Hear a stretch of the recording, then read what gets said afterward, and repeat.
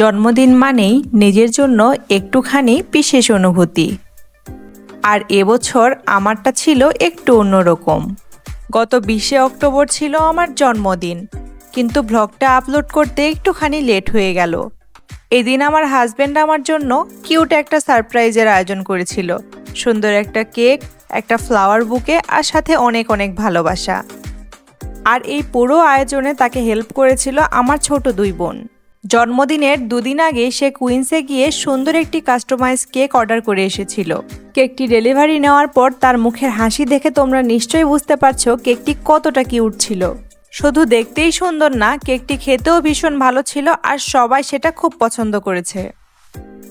সবচেয়ে সুন্দর মুহূর্তটা ছিল যখন 2 পরিবার একসাথে হাসি মুখে আমার পাশে ছিল।